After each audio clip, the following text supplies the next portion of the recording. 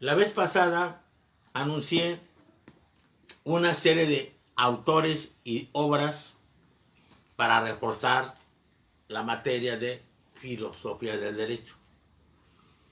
Una materia esencial, porque los chicos deben tener argumentación, recursos, teoría y una expresión segura, porque ahora tienen que hablar, tienen que convencer, darle seguridad a su cliente o clienta, deben enfrentar al rival, hombre o mujer, abogado, deben convencer al juez y al jurado, deben tener los recursos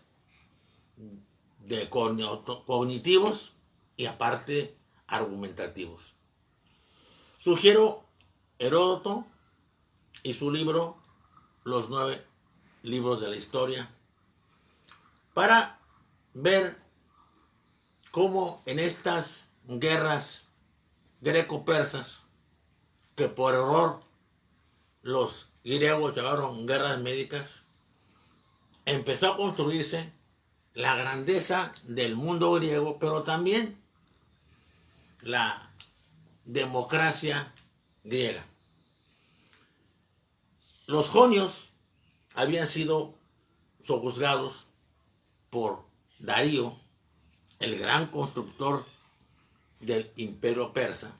Lo había echado a andar Ciro, había tenido una especie de situación de interrupción con Cambises, con Bardilla, y Darío, que se había apoderado del imperio en una forma no muy correcta, tenía necesidad de legitimarse, y se legitimó organizándolo perfectamente bien. Pero este crecimiento del imperio persa creó una situación muy molesta en las ciudades griegas jónicas, las cuales se rebelaron. Fue la revuelta jónica, desaconsejada por Hecateo de Mileto, un antepasado de Heródoto. Vino el incendio de Sardes. La puesta de Darío fue tremenda. Fueron a atacar a Atenas. Atenas mandó un corredor especial llamado Fidípides. Corrió 660 kilómetros de Atenas a Esparta para pedir ese apoyo. Los espartanos eran guerreros naturales, pero tenían ciertas situaciones de forcejeo con ciertas costumbres atávicas. Tenían que esperar la luna llena para poder ir a pelear. Volvió a correr de nuevo Fidípides los 160 kilómetros ahora de Esparta a Atenas y les llevó la mala noticia de que no iba a pelear con ellos Esparta. Peleó Atenas aliada con unos pequeños tebanos y pelearon el maratón. Los persas, contra todo pronóstico, fueron derrotados. Darío ardió en cólera, tramó venganza, pero la vida no le dio tiempo a hacerlo. Murió, dejó en el poder a su hijo Jerjes. Jerjes fue a acudir a castigar a los griegos, no pudo, se rebeló Egipto, tardó 10 años en sofocar la rebelión y dio tiempo a que Atenas construyera una flota contra las dificultades de interpretar un oráculo. El oráculo de Delfos, que decía que Atenas se salvaría si confiaba en las invencibles murallas de madera. Algunos creyeron que había que poner madera en los muros que se habían construido apenas, incipientes, no estaban completos. Temístocles sostuvo que no, que servía a la flota. Se construyó la flota y se esperó la guerra con los persas. Jerjes pasó por las Termópilas, se enfrentó a 300 espartanos más tespios y tebanos, en total cerca de 1000 gentes, para un ejército que seguramente rebasaba los 100,000 hombres. Sin embargo, era muy estrecho las Termópilas, y hasta que hubo una delación de un jorobado llamado Efialtes, nada que ver con uno de los grandes constructores de la democracia que aparecerá después, y fueron masacrados los espartanos, los tespios y los tebanos, que aguantaron ahí el embate del ejército persa.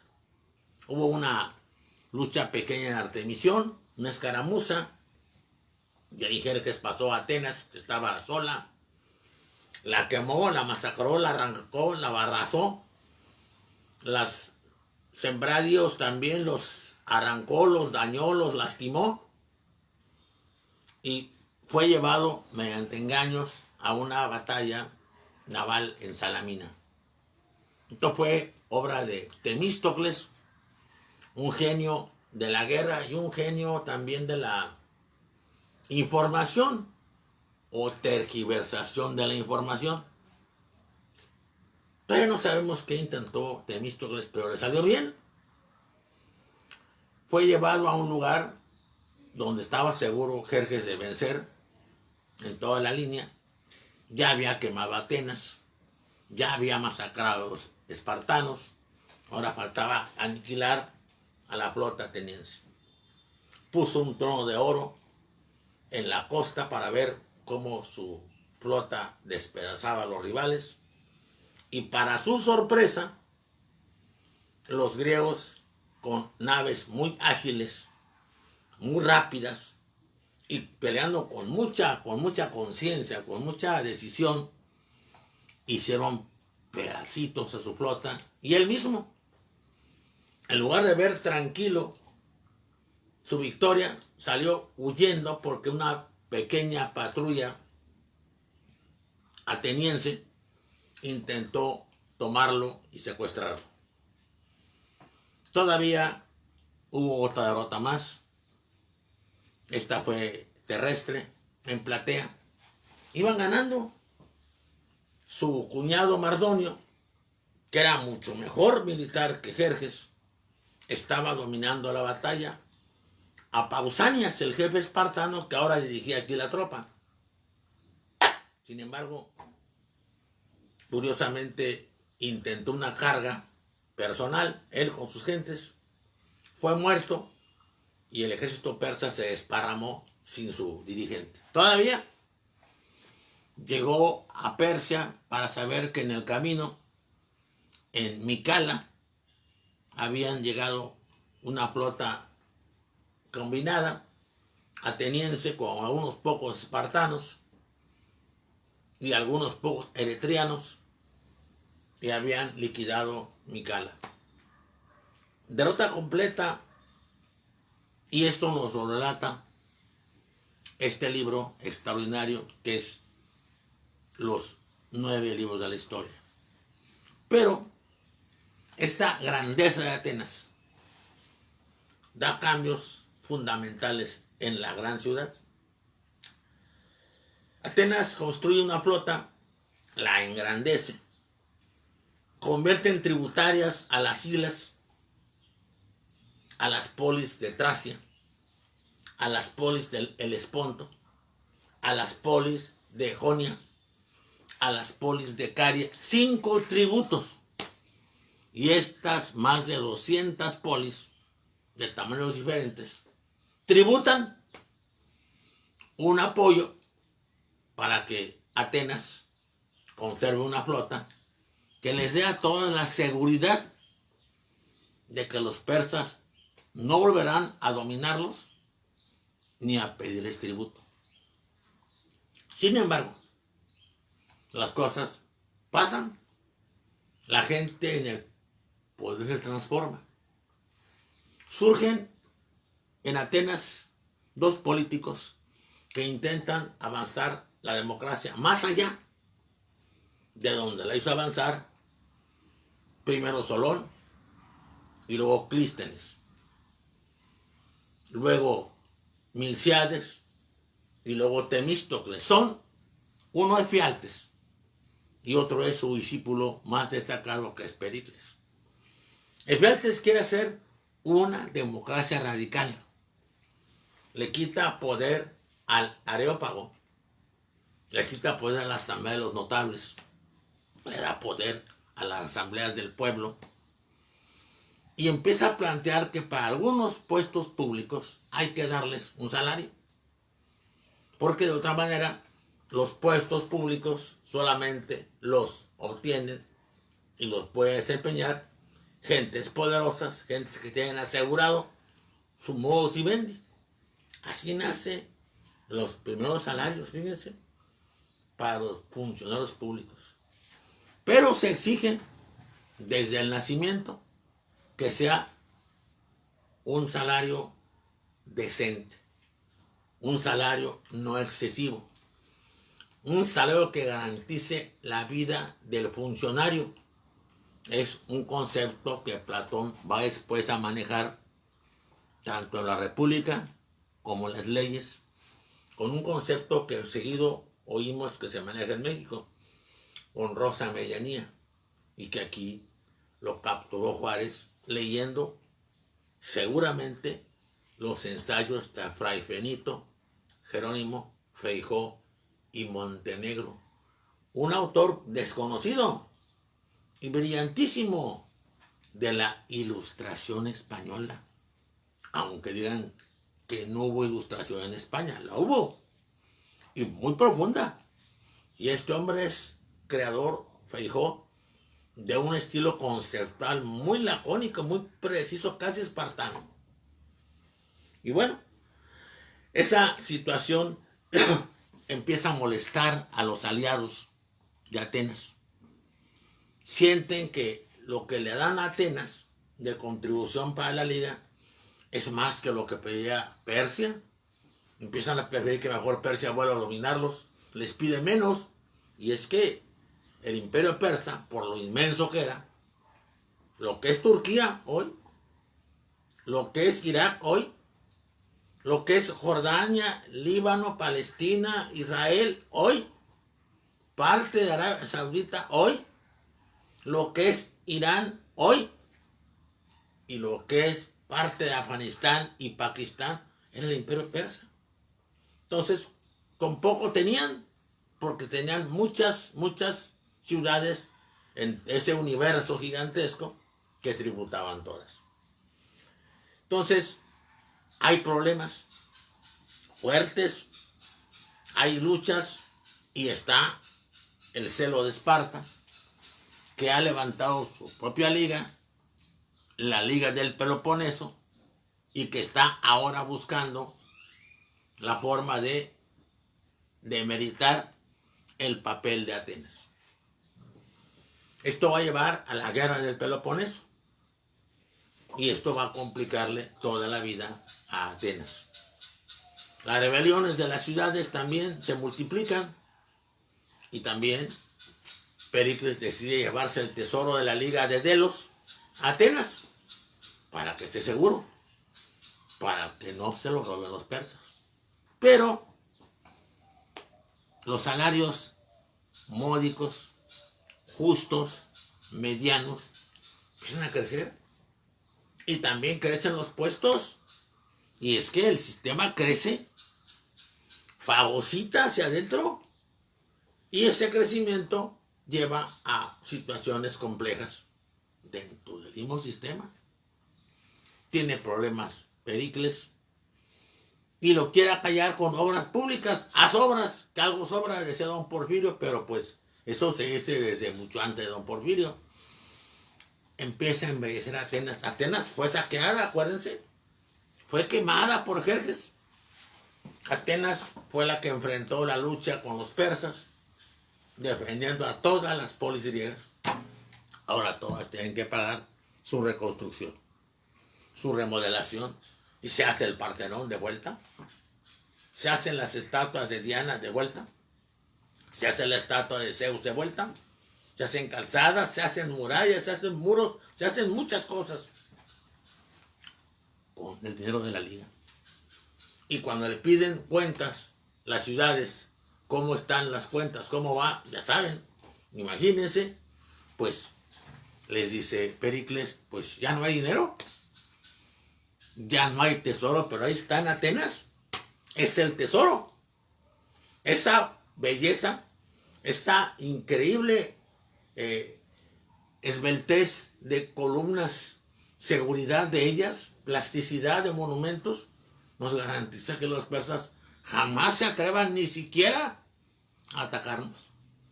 Pero resulta que, como siempre, hay un gran constructor que es amigo de Pericles, se llama Fidias. Hay artistas para hacer muchas cosas, pero Fidias es vamos a decir, el ingeniero, arquitecto, pintor y escultor jefe de todos ellos. Y descubren que la cantidad que dice que se pone de oro en las estatuas no es. Que la cantidad que dicen que se pone de plata en las estatuas no es. Que por alguna situación extraña, que pues creemos que ustedes me van a entender que es todavía bastante reciente, bastante moderna, la cantidad que se dice que se pone, se me ocurre de repente la estela de la independencia, la estela que hizo o deshizo Calderón, y que pues empezó con un costo y salió con otro, y ofreció una cosa y salió con otra, pues así le pasó. Pues por pobre Pericles, eso la gente no lo sabe, estuvo preso 2, 3 días. Lo sacaron, lo exoneraron, porque tenían un problema más grande. Tenían el cerco de los espartanos que estaban sobre la ciudad. Además, había estallado la peste en la ciudad. Había una gran aglomeración de más de... Muchísima gente estaba amontonada ahí en la ciudad. Entonces, habían muerto los 2 hijos de Pericles de su matrimonio. Y él mismo va a morir poco después. Tenían que ver nuestros muchachos también, y les dije que lo oyeran, la apología de Sócrates. Para que no les cuenten algunas gentes que tienen las obras de Sócrates en su casa y que las tienen todas y las han leído. Ya les expliqué que él no escribió nada porque no creía en los libros, pero en eso está equivocado. Sin embargo, hay una pequeña obra que se llama Apología de Sócrates. Es de Platón. El nombre está mal puesto. Apología quiere decir discurso de defensa. Y si la leen, y ojalá que la lean, van a ver que no es ni discurso, ni defensa, ni nada que se le parezca al plano. Pero sí deben leerlo porque se van a dar cuenta de qué lo acusan realmente. Él está entre 2 sistemas en lucha. Hay atenienses que no les gusta la democracia y que han sido proclives a simpatizar con los espartanos y con su forma de gobierno oligárquica, que es un gobierno cerrado de unos cuantos. Y resulta que son discípulos y amigos de Sócrates. Uno se llama Alcibiades y ha hecho, o dicen que ha hecho, algo que se llama sacrilegio. Ha mutilado las estatuas del dios Hermes que habían sido puestos como amuletos en unas naves que iban hacia Sicilia a pelear. Estamos hablando de una de las etapas de la guerra del Peloponeso, entre la Liga Aticodélica y la Liga Peloponesia. Sea o no cierto, en la política las acusaciones a veces son muy consistentes y a veces son muy inconsistentes. Recuerdan que Sócrates fue maestro de Alcibiades y lo van a acusar a Nito, Melito y Licón, 3 acusadores pagados de que Sócrates no enseña a sus discípulos a tener respeto por los dioses. Hay otro discípulo más que se llama Critias. Este participó en un gobierno filoespartano que se llamó de los 30 tiranos. Decir que es filoespartano es decir que este gobierno ha sido puesto por los espartanos en plena guerra peloponesia para que dé un giro político a la dirección de Atenas. Critias ha sido un alumno de Sócrates. Pero Sócrates ha sido un maestro también muy liberal, que nunca les ha pedido a sus alumnos que haya coincidencia en sus opiniones con las de él. Al revés, Sócrates promueve mucho la discusión con todo mundo. Y si leen los diálogos donde aparece él siempre, los diálogos juveniles de la maduración y de la madurez hasta ahí, van a ver que casi nunca hay una conclusión final del diálogo. Casi no hay. Hay cambio de opiniones, que es lo que busca él. El socratismo es eso. Sacar a reducir opiniones de unos y de otros. Entonces, es muy importante para que vean una obra extraña, porque la acusación de sacrilegio no la hizo él. El sacrílego fue su alumno. Y la acusación de participar como cómplice en la proscripción era algo más allá del ostracismo. El ostracismo era sacar a alguien de la ciudad por 10 años cuidando sus propiedades. La proscripción es, primera era encierro, destierro o entierro y confiscación total de su propiedad. Después ya se fueron, y sobre todo en Roma después, por el entierro, nada más, y ya. Y la proscripción. Había un hombre crítico de poder, de dinero, llamado León de Salamina, que había molestado especialmente a Critias. Contra él lanzaron una proscripción, y aunque metieron en ella a Sócrates no solamente no participó con ellos, sino que denunció, le avisó a León de Salamina que corría peligro, con lo cual aquel huyó y se fue. Sin embargo, también esto fue usado por Anito, Melito y Licón para su acusación. La acusación fue que se retractara de lo que decía, de lo que hacía, que pagó una multa simbólica.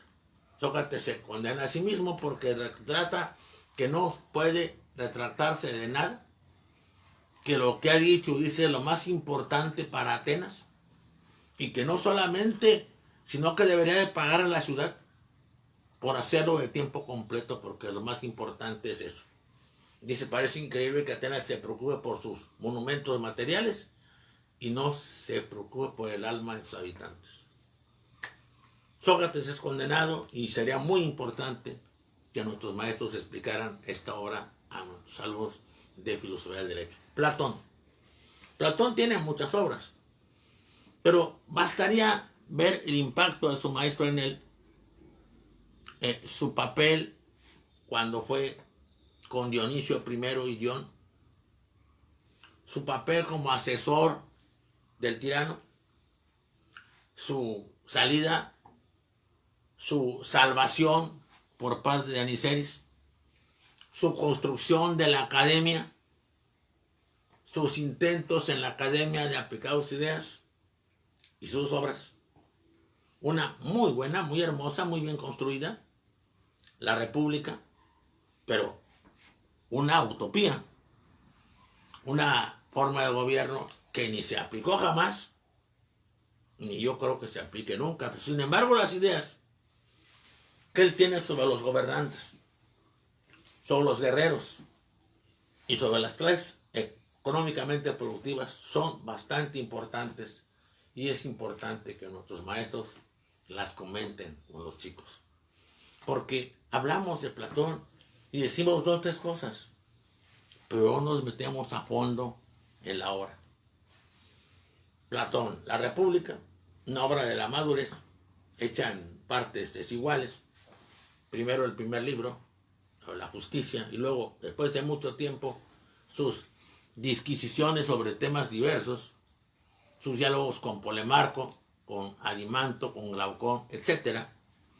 Las leyes, Platón ya sin Sócrates, Platón hablando con el cretense, hablando con el espartano, comparando las constituciones y los sistemas de unos y de otros. Y luego, un autor que deberíamos conocer muy bien, Aristóteles. Desde luego la política, y las formas de gobierno.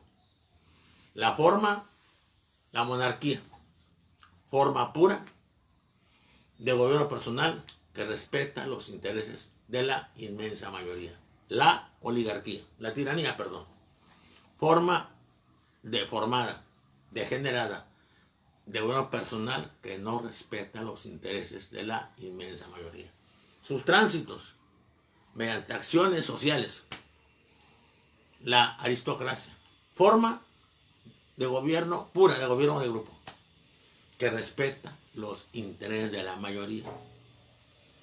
Su deformación, su degeneración en la oligarquía, forma degenerada de gobierno de grupo que no respeta los intereses de la mayoría. Su conversión social por un movimiento de masas, la democracia, forma pura de gobierno de mayoría que respeta los intereses de la minoría. Y su degeneración, para ir muy rápida, en democracia, en demagogia, en holocracia o anarquía. Forma degenerada de gobierno de grupo que no respeta los intereses de la minoría y que es el peor de los gobiernos posibles según Aristóteles y que requiere de una dictadura, de alguien que arregle la situación de descontrol social y que luego poco a poco vaya liberando a las fuerzas que de una forma u otra hagan que vuelva todo a su misma situación, porque los griegos hasta aquí creían que todo se repetía. También sería muy importante Aristóteles por algo que tiene que ver con la nueva argumentación jurídica, y aquí me adelanto a Chaim Perelman. Aristóteles tiene otro libro maravilloso aparte de la política, que sería el órgano, instrumento de conocimiento. La primera parte, Perio Hermeneías, la búsqueda, el rodeo para buscar el objeto de conocimiento. Los primeros analíticos, el análisis y la síntesis. Los analíticos posteriores, la inducción y la deducción. Pero es muy importante, y lo demostró Perelman, que los alumnos conozcan los tópicos, que conozcan los elencos sofísticos, que conozcan la revaloración que hace Aristóteles de los sofistas, de Protágoras, de Pródico, de Hipías y hasta de ese creador del panhelenismo que es Isócrates, no Sócrates. Isócrates, el de Panegírico de Atenas, Plataico, Panatenaico, el de Helena, la fundadora mítica, y Filipo, el fundador real y posible. Porque esa argumentación que toca Perelman libera al derecho y a su argumentación de dos lugares reduccionistas. Uno, el intento de la metafísica absoluta. Sea el empirismo de Bacon, Francis Bacon, y de John Locke, del Novum Organum y del ensayo sobre el entendimiento humano, o sea, también Descartes, con su discurso sobre el método. Y la solución no puede ser tampoco Sartre. Es decir, a la metafísica absoluta no podemos oponerle tampoco el escepticismo total. Nos sirve mucho Aristóteles, el de los elencos, el de los tópicos. Aristóteles nos acerca mucho al mejor Kant, no el de la crítica de la razón pura, no el de la crítica de la razón práctica, no el de la crítica del juicio, sino al de la metafísica de las costumbres, donde empieza a fundar una visión diferente de la teoría del derecho. Vamos a seguir, los invito a que sigan escuchando. No es fácil esto. Yo estoy sugiriendo que estos autores y estos temas los manejen nuestros maestros con toda tranquilidad en lo que es un semestre, no como ahorita, que estoy manejándolo yo en 30 minutos. Gracias y hasta muy pronto. Dios los bendiga.